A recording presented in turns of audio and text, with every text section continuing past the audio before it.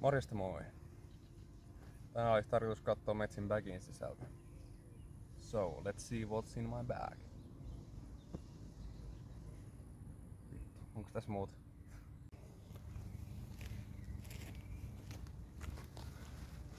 No niin, ei kun lähdetään sitten purkamaan bagia. Oli pakko tulla vähän tänne aurinkoisempaan spottiin, kun hyttyset syö elävältä tuolla metän reunasta. Tässäkin niitä on, mutta koitetaan pärjää. Eli metsin puttiputterit. Viimeiset 2 vuotta on putannut soft-debuuteilla. On aina oikeastaan tykännyt vähän pehmeämmistä muoveista puttiin. Ja nää on oikeastaan ihan pillisuorat putterit. Eli suoraan pönttöön päin ja sinne ne meneekin suuren osan ajasta. Mut nyt on vähän osoittautunut ongelmaksi nämä 30 helteet, että saattaa jäädä sormiin nämä softimuovit. Täytyy ehkä hommaa yksi medium muovinen näille oikeasti kuumille päiville, mutta puttiin soft debut.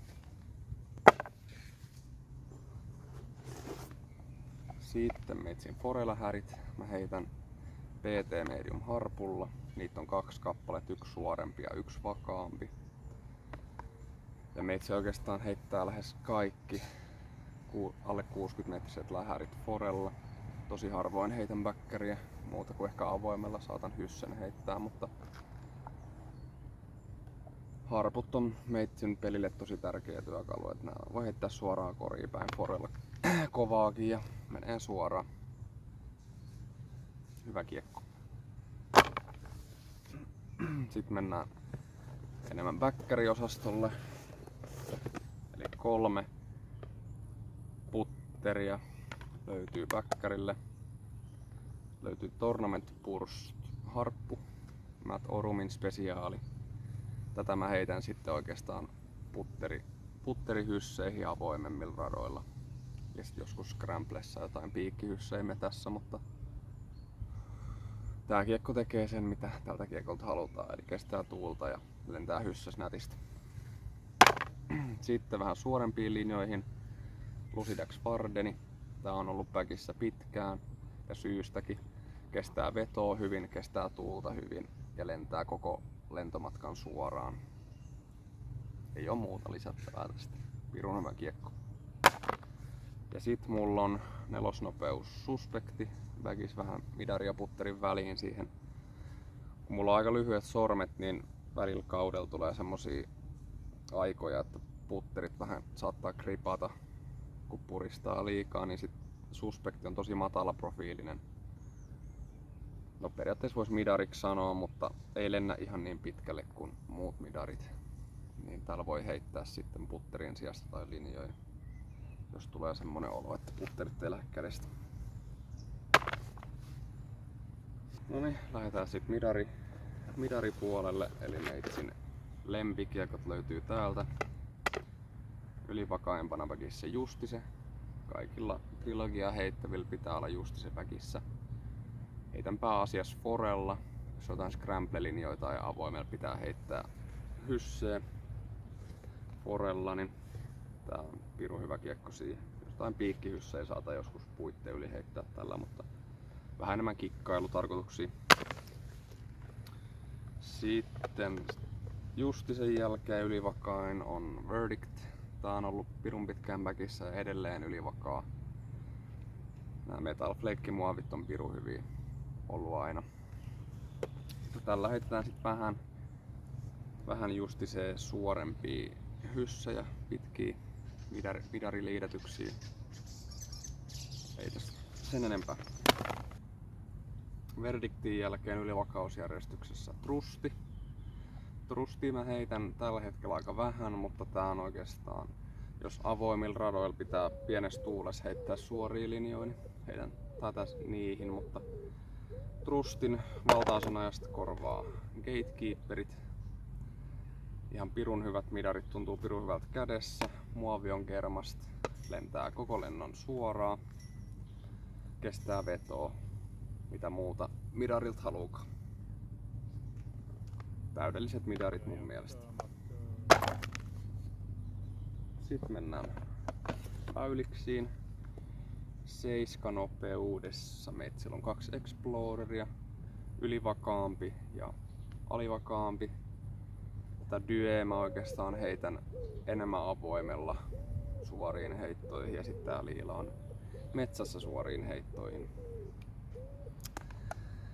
Niin, onko Explorerissa muuta? Lentää suoraan ja liitää pitkälle. No niin, pienten teknisten vaikeuksien vuoksi piti vaihtaa paikkaa, mutta katsotaan loppupäki tässä kentän reunalla.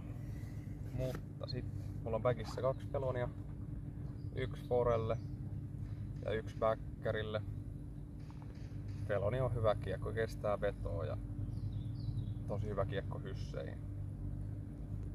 Forella semmoisiin 80 hysseihin ja backerilla sitten 100 metriin asti piikkihysset tai muut teknisemmät metässä.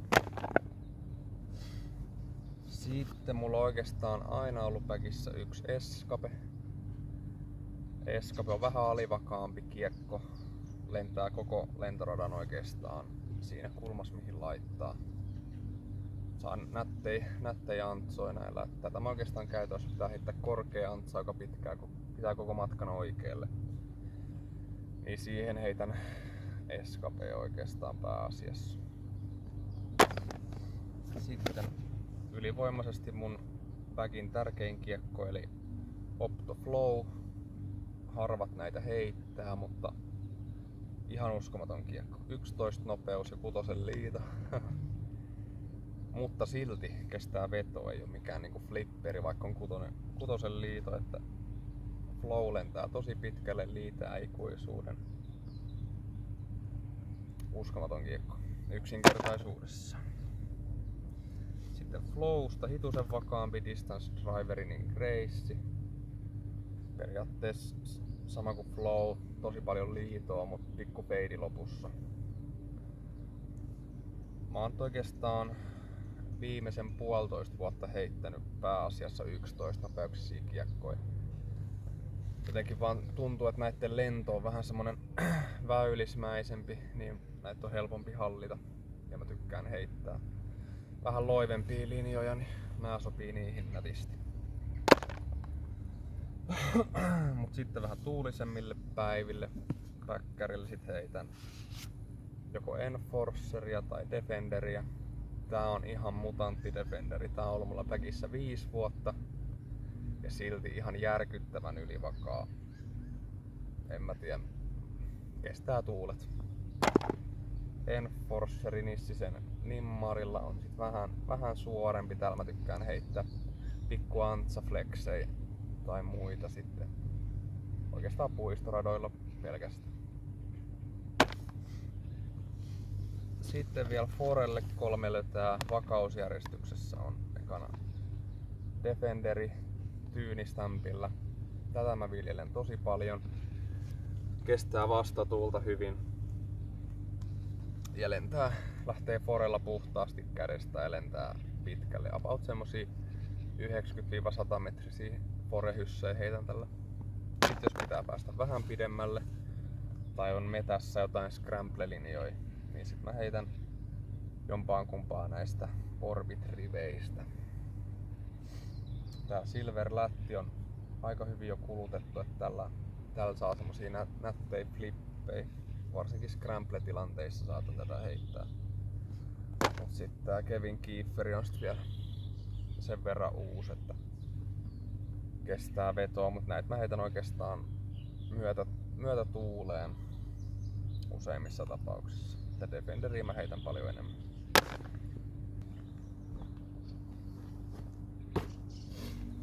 Siinä oli kokonaisuudessaan meitsin bagi. Ei mitään kovin ihmeellistä. Heitän paljon trilogiaa kuten näkyy.